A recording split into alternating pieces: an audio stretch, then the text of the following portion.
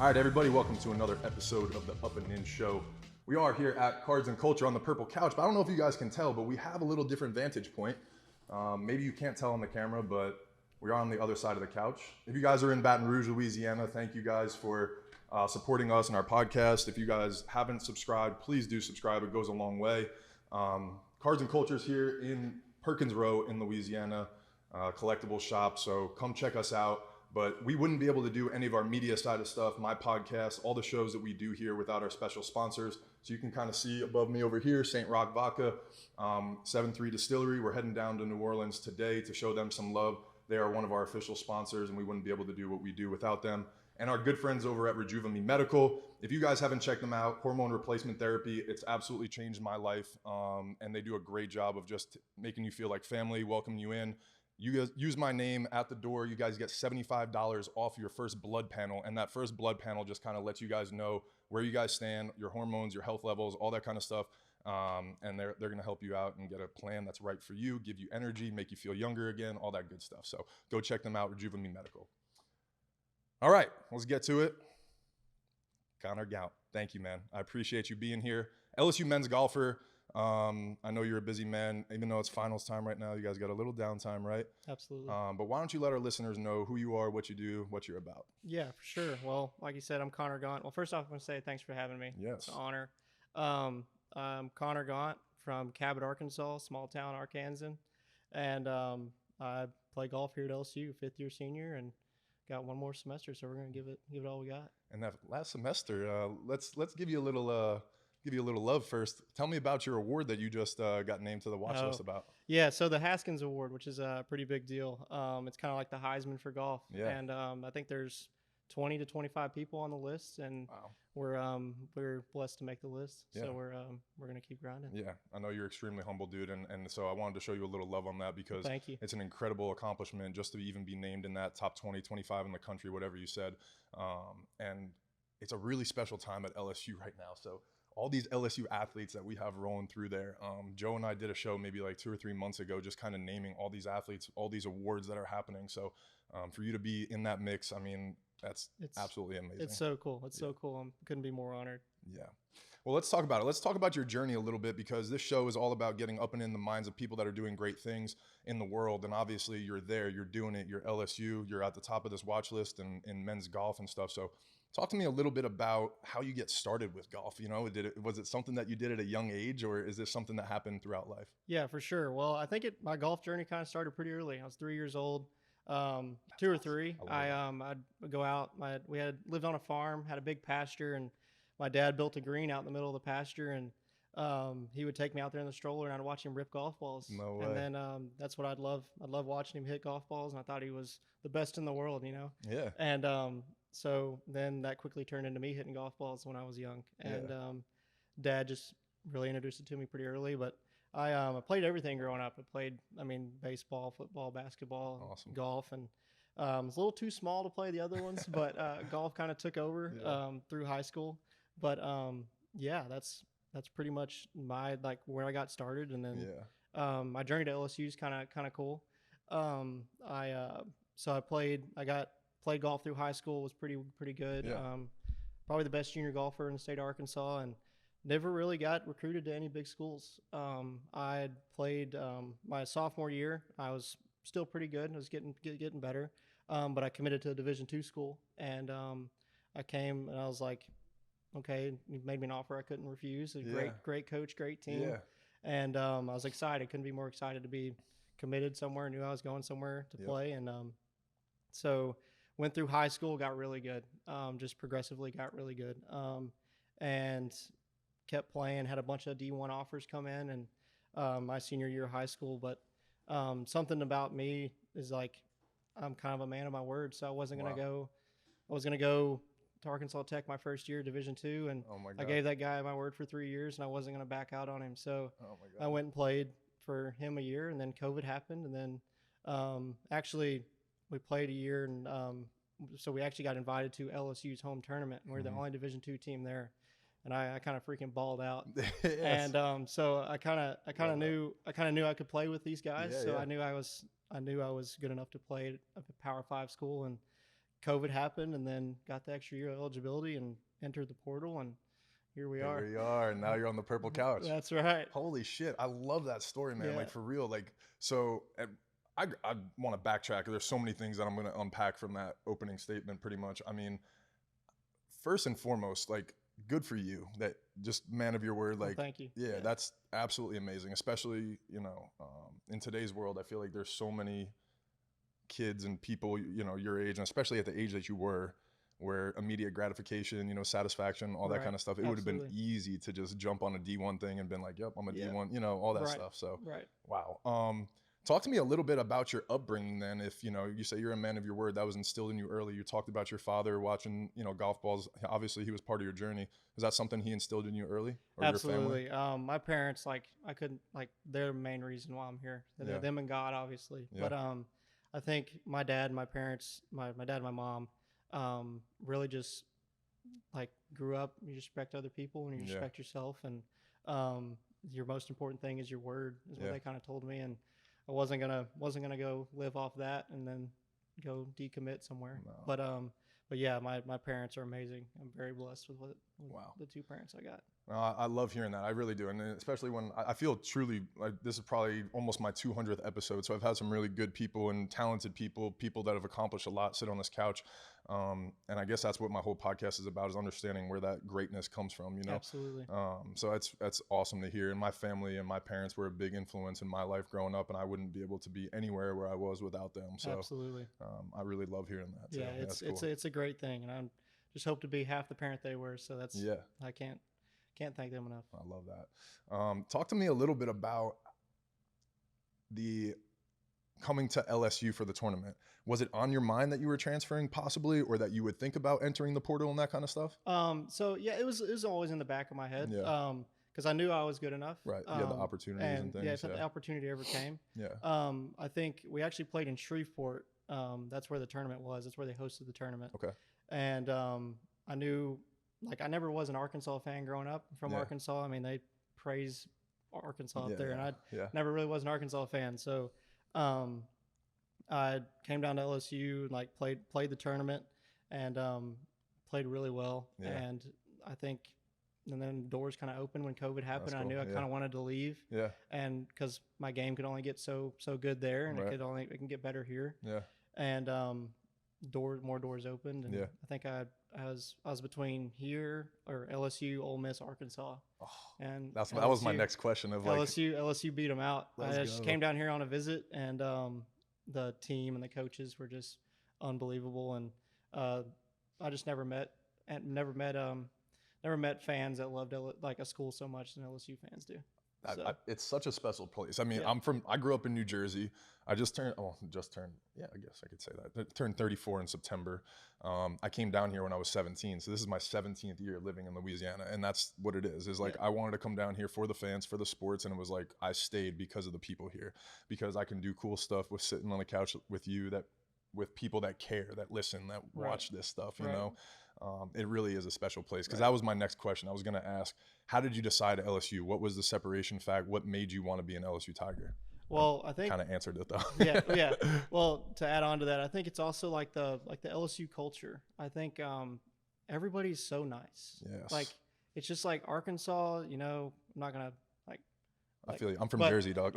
Yeah. So people are not nice up there. So like Arkansas, the people are very nice, Yeah. but like the Arkansas campus, the vibe wasn't there really. Right. I felt like it was kind of like, I'm kind of better than you. Yeah. And LSU kind of came down, like, welcomed, and like, come down here and just have a good time. Yes. And like, even before the football games, like, you don't even have to know somebody to tell you, hey man, you want something to drink? You want some food? Nah, it's just everybody's awesome. And I think that's what really drew me to here. And the weather obviously is pretty nice too. Yeah, that's what I was gonna say. Yeah. Is it better so humidity for baseball is good? You're loose, all that kind of stuff. Is kind of the same with golf and everything. It doesn't. I mean, you're gonna sweat either way, especially down here. But like back home, it gets really cold in the winter. So down here, it's not super cold. It's so manageable. It's a lot more fun to hit golf balls with clothes on than it is bundled up. Makes sense. Yeah. Oh man, that's awesome. You talked about the LSU culture. That's something that's important to us even here as a collectible shop in Baton Rouge.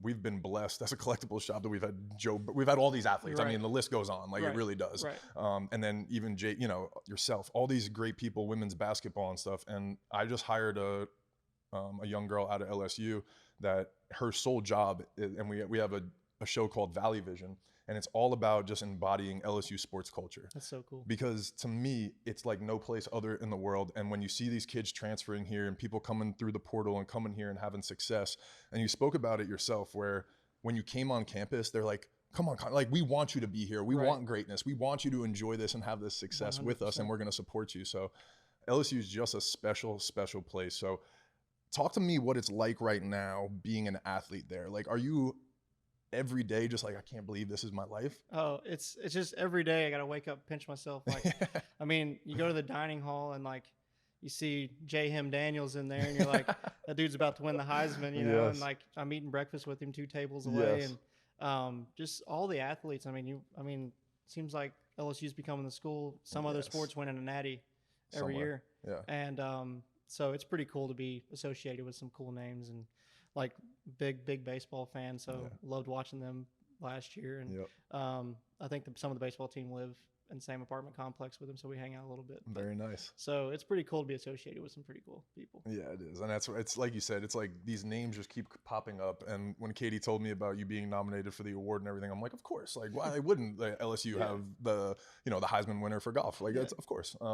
So it really is exciting. I hope you truly, everybody that comes on this couch, I get passionate about it. I'm like, dude, enjoy every second of this. I know. That's what I got one more semester, like I said. So I'm going to enjoy the heck out of it. And I think that's, I just can't wait to keep going. So no, I love it. And LSU does a great job giving you guys resources. You and I met when I was fortunate enough to give a speech to the LSU athletes with Garth Brooks on his tour and stuff like that. So just the things that they hook you guys up with, the resources, the people you have access to and things like that, you know, it really is. So everybody that, even when I go speak at those types of events and stuff, I'm like, you guys really don't even understand until you're out. Like, I know you probably do right now. It feels good. You're excited. Yeah. But when you really will have perspective about it later in life, you're going to be like, holy shit. That's what, I mean, you play in Division II my first year. Yeah. I mean, we didn't get anything. I mean, we had to give our shirts back we were wearing. We didn't get any workout gear. Wow. And I mean, that's what, I think my 4th tournament at Division II, we hopped in a van, drove 14 hours to go play a golf tournament. And here you're just hopping on a plane and you're there in an hour. And so like, it's very, so I have a little bit of perspective. So it's, but I definitely will be missing it when it's not free anymore in the next couple of years. Absolutely. So. I got chills right now though, because like what I enjoy is I tell Joe this all the time for podcasting. Like, it's cool to have some good high level freshmen, you know, that come in here, but they haven't lived life. They're just like, yeah, I did great in high school and I'm here at LSU. What do you want? You know what I'm saying? Right. You've had perspective. You went to a Division II school. You know what it's like. I forget about that sometimes. So I love that you have that perspective and it helps you on your journey right now, because that's really cool. Absolutely. Yeah.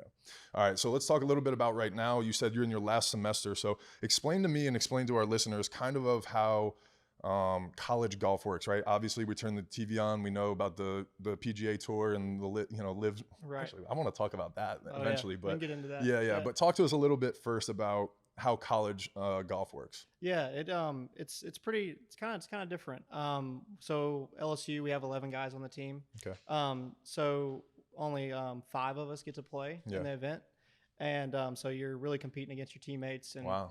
So that's kind of a difficult situation to navigate. Sometimes it can get tense, but we all understand that so then we'll go to tournaments, whether there be anywhere from 10 to 15 teams in the event. So we're not always playing SEC people. We're playing some other small schools or bigger schools from different conferences. Okay. And then so you take 5 people play, and then you take the 4 best scores that day. Gotcha. And then you add them up. Whoever's got the lowest after 3 rounds wins. Then head to head against somebody, like you just pick like. So it's like, so we'll play stroke play. So there's 2 ways to play it. Gotcha. So stroke play is where you add up all the strokes, and then lowest total wins out of everybody. Yep. So you can either finish 1st or 14th. So wow. It's but and then we play match play. So like postseason, we'll play a lot of match play, which is like head to head. So say me and you are playing. Yeah. And you make a par on the first hole and I make bogey, you go 1 up. Oh, that's so interesting. you play head to head. Yeah. So it's you said that's more postseason? That's more postseason. Okay. So that's how we'll play the SEC championship, and that's how we'll play the national championship. Wow, So, that's yeah. interesting. So I feel like that's got to be adrenaline. That gets rushing. intense. Yeah. It gets intense for sure. And especially if like it gets close coming down the wire and your match means something. So if you it works as a point. So if I win my match against you, that's a point for my team. Okay. So if there's 5 matches, you win 3 of them, you win that match. Almost like penalty kicks, I guess, for like like soccer, but that's okay, for sure. That's and really so cool. but if like it comes down to the final match and you need that point to move your team to the national championship, and you've got all that pressure on you, it takes a strong person to clutch up. Oh my God. So it's pretty cool. It's pretty cool. That is really cool. Yeah. And I didn't know that like you guys only take 5 of. I always wondered, there's a whole roster of people, and I never understood that. Right. And it's so different for beach volleyball too, where they have like pairs, and like in professional it's just 2 people. So it's like that's what makes golf so dang hard. I think that because say if I go out there and have a bad front 9, I don't get pulled. Yeah. I gotta go figure out a way to play better on the back 9. Wow. Or so it's pretty much all on you. You got to figure out if you don't have it that day. Let's try to turn something in that's somewhat respectable. Yeah. So it's there's no hiding from hiding from bad shots or anything like that. It's all on you. I want to peel back the layers on that a little bit. So it reminded me. So when I was pitching, right, as a starting pitcher, especially a Friday night guy for LSU, or if you were a number 1 pitcher in professional baseball, same thing, right? First inning, if you're a starter and you don't have it, you got to find a way to get through it, right? And so that's like they say, like great starters figured out ways how to get through it and keep their team in the game, or get a win, or end up at the end of the day and be like, holy shit, how did he end up like that? So talk to me about what that is for you. What do you do mentally? Are there any things that have worked for you long term to get through those types of things, to make sure that the second half is better? I think that this is something that I've gotten really good at in the last 6 to 8 months. Because like the rest of my college career has been kind of mediocre. Okay. I'd play some good rounds, play some bad rounds. I was either the guy that shoots 68 or 78. Gotcha. And so never really had, like if I was off, I wasn't going to turn in something low. Right. And I think I worked with a sports psych all over summer, and just kind of came up with ways to like kind of reset after something. Because like golf is so dang hard. Yeah. And like you're going to hit bad shots every round. Yeah. You're not going to hit anything perfect. Yeah. So I think like ways to reset, like he gave me ways like you pick something, stare at it until it gets completely small, and then that is your reset after that. Yeah. Or give yourself 15 seconds to be, I'm mad, I'm frustrated, but after this 15 seconds is over, it's gone. Oh my God. And I can't do anything about it. Yep. And I think one of the biggest things for me that has changed my whole game in the last 8 months is confidence. I think because I've always kind of played not to lose instead of play to win. And so this whole 8 months I went through the summer, I had probably one of the best summers that anybody could have playing summer tournaments. And I just wanted to go out there and see how bad I could beat people. And because in the past, I was always usually one of the best players in there, and I was supposed to win, right? And so I had that added pressure on what if I lose? So I was playing not to lose. Right. And this summer I just went out there and was like, let's see how bad we can beat the brakes off of people. And it helped. And I made it. So I played in the USAM over the summer. Which I was just going to ask what tournaments. Yeah. So the USAM is the biggest amateur tournament in the world. And so the way it works is you got anywhere, I think they gave us some plaque, but it says 8,000 people try to qualify for this tournament and only 300 make it. So I made it to the USAM, qualified through. And so out of that 315, you play 2 days of stroke play. Okay. So that's where you add up all the strokes. Yep. And then they cut it to 64 people. Okay. And then you play match play. Oh my God. So I made it through stroke play, made it into match play.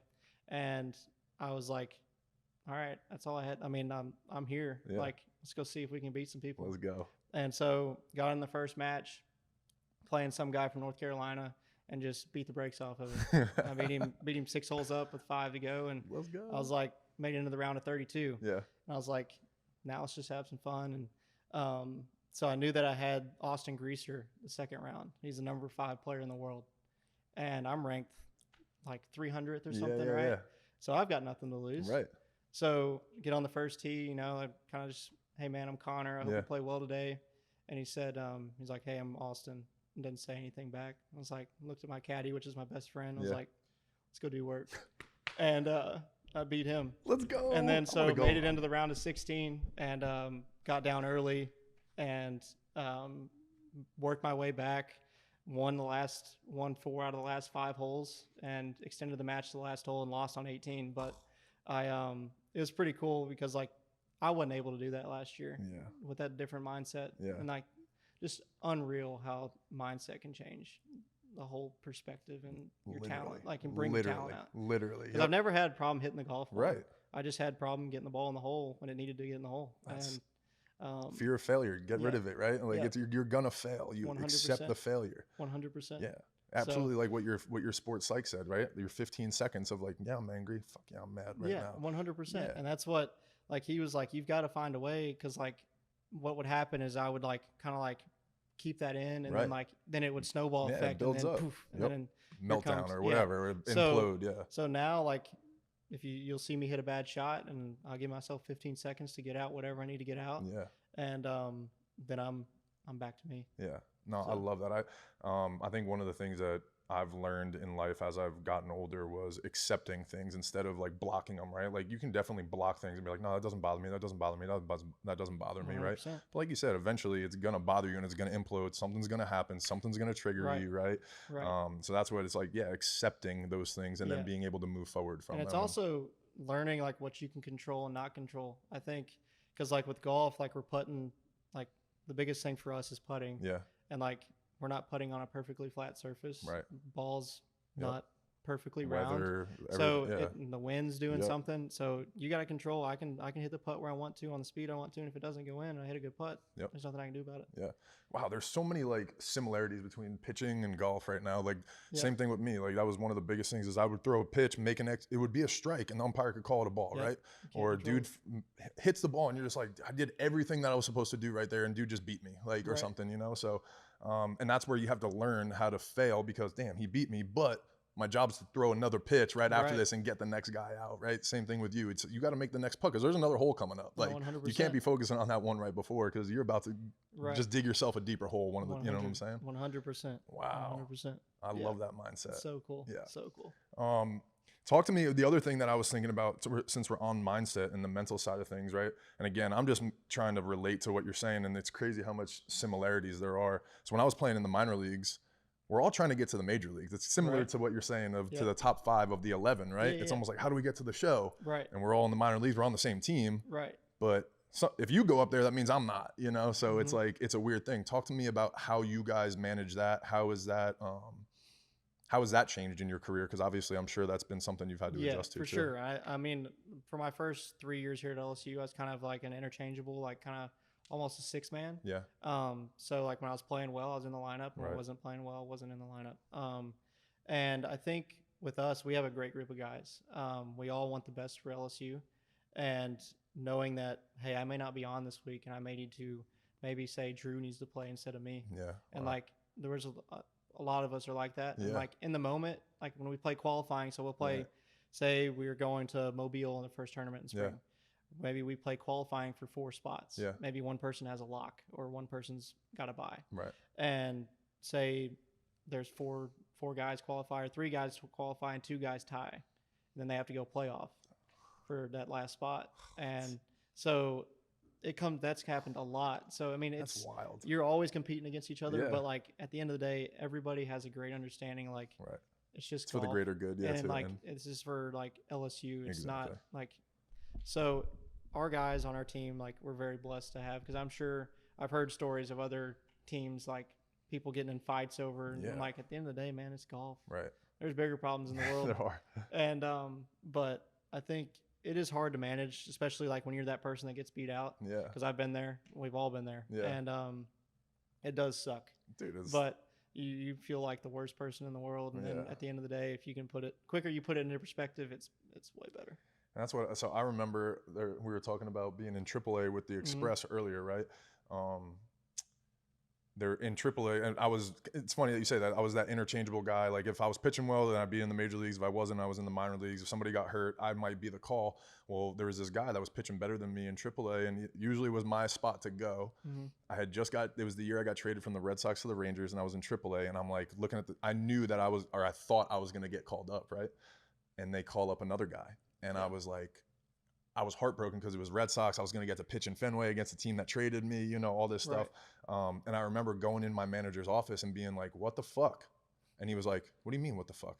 And I was like, why the fuck is it, I don't want to say it, but so-and-so going up? And he was like, who the fuck cares? You need to sit there and be happy for that man. He's your teammate. And the team made a decision and they thought he was the right person for the job. So you need to figure out a way to go be happy for that man and go support him because you guys are on the same team. And I was like, it just put things in perspective, right? To understand of that arrogance of young me, and looking back on it, I wish I would have had more of an abundance mindset, you know, of like, my time will come.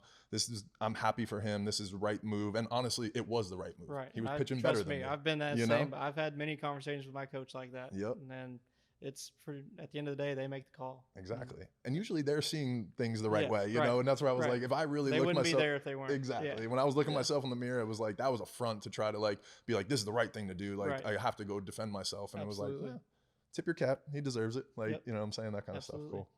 I always like to just understand other people's mindsets and things like that. And again, that's what this show's about. So, all right, talk to me a little bit about this year coming up. So you guys, last semester coming up, where are you guys ranked? Are you guys ranked? Or you guys have these expectations? Obviously there's some individual expectations for yourself, but I think we're ranked I think 28th or 29th in the country. Nice. So we got some work to do. Which is it's good recognition before the year a little bit. So we're so we got some work to do. We got a good schedule coming up. We got some tournaments that we can win, which is well, we can win any tournament, but we got some tournaments that we're supposed to win. And so that'll be big for us. If we can go out there and for our first couple tournaments of the year and whip up on some people, get some momentum. And nice. We actually play. So the way it works is that we play the season, and then those kind of matter for rankings or whatever. And then we go to the SEC championships in St. Simon Island, Georgia, every year. Nice.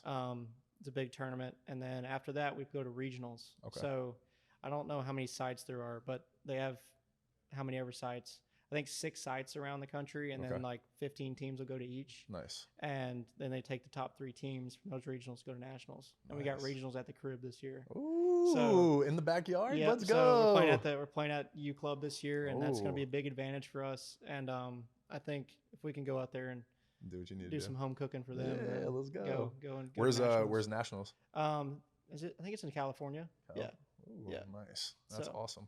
All right, you got to keep me updated on that. We'd like to go support you out there. Yeah, absolutely. Cool. Everybody's welcome. We need everybody we can get out there. Where do you guys? Is that your home? Yeah, University Club. Yeah, U Club. Okay, cool. U Club's the best. Yeah, no, I used to live out there. That was I'm not a big golfer. I'm not a good golfer at all. Yeah. It's literally one of my dreams to be able to crush a golf ball. Like it looks so satisfying, and I just can't do it. I hate so saying hard. can't, but so I'm just not good at it. Yeah, it's so hard. That's what those people like. We were talking to some of the baseball guys. You know, they can hit a 99-mile-an-hour fastball, but they can't hit the ball sitting on the tee. Right, it's not moving. Yeah, and I'm like, come on, man, you got that. Yeah, and it's a lot harder to do. Well, no, it's a mechanical game, right? I mean, your swing is so mechanical. That's what people are like. It's like you turn on the TV and you're like, you don't understand the technique. This is a technique sport. This is a hand. There's so many things that go into hitting that golf ball and then being able to manage the short game too. 100%. Like, so much stuff.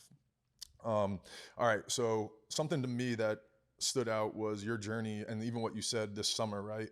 The fear of failure, those things, like eliminating that, those skill sets, those feathers that you put into your cap. Now that you have these expectations, you are recognized and things like that, what are the things that you work on to keep yourself at that level and keep ascending?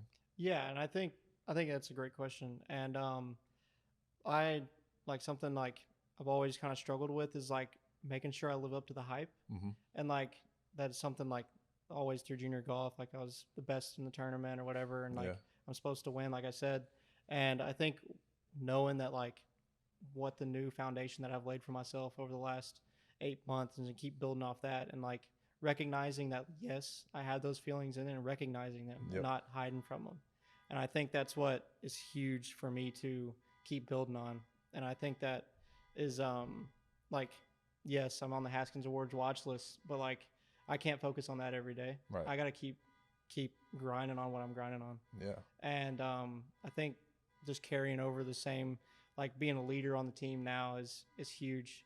And because I got to hold myself to a higher standard now. Exactly. And I got to set the example for the younger guys and kind of change the culture around. So it's just focusing on what I can control and just keep grinding. That's and also I'm going to be honest with you, you're poised through through those alarms. Do you like that? That was Do you like unbelievable. that? Yeah. I mean, if you guys, I know you guys had to have heard that because I was like, I started sweating. I wasn't even talking, and Connor just crushed it. And I'm like, wow, he's just cruising through this car alarm. So that was absolutely amazing, first and foremost. Yeah. That's why he's one of the best golfers in the country right there.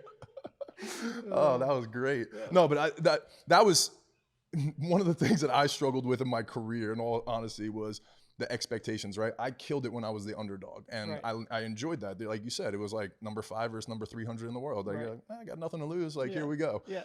So that's why I always enjoy hearing people's perspective, because even like women's basketball is going through it right now, right? When you weren't supposed to win, then you win, and then now you're the favorite, you're the ones. Now all the eyes are on you, every little thing, Right. you know, and that's why I appreciate what you said as being a leader and stuff. You're going to take that to heart, because I think those are the responsibilities that you have to focus on. Yeah, you know, as you have those 100%. I think expectations. my mom told me, because I used to struggle with that a lot, like with the expectations and stuff. And she says, if you go out there on the golf course and you go out there to impress yourself, well, God first, if you can go out there and impress God with your actions and yourself, and that's all you can control. Yep. And I think that's what has really helped me the most, is like, I don't really care what these other people think. I'm just going to go out there and ball. That's amazing. And if I don't ball, I'm just going to tee it up tomorrow and do it. And we're going to do it again. Yeah. We're going to try it again. And Yeah. and you know what? Even if you don't have the opportunity, eventually, right? Eventually, well, golf's a different sport. You might play for a really long time, but Right. life does go on too. And I think that's one of the things, like you said, it's just golf. Like, Yeah. you're going to be just sitting here for 30 minutes talking to you bullshit and meeting you after the Garth Brooks, like following you on Instagram since then, you know, like, you're going to be great in life. You're going to win in everything that you do. So that's what, and you already have perspective on that, you know, but I always say that to people is like, just keep that mindset. Fuck Absolutely. the fear, you know what I'm saying? Like all that stuff. I'm sorry I'm cursing so much, but I'm fired up on this. No, this you're episode. good. You're good. This is really cool. And again, I enjoy these episodes. Joe knows this. Like, I'm probably gonna have great energy all day, but sometimes you get, you know, some people that haven't had the experiences yet. Right. They haven't had the ups and downs and the Right. perspective. So to hear everything that you've gone through, your story a little bit, to see where you're at now and everything too, is just really cool. 100%. Yeah. So real quick before I let you go, you said your mom helped you with some of that mindset. As those expectations keep coming, and I don't want to say pressure because you haven't even used that word, but you know, there is realistic pressure on that kind of stuff. Are those your lifeline, the people that you lean on? Is it your parents first? Yeah, 100%. I think, well, like God's like my first thing. Absolutely, And then, then my parents, I think they're always there. I know that if I had a gun to my head, I had to call somebody to answer, and that would be my mom. And talk to her every day.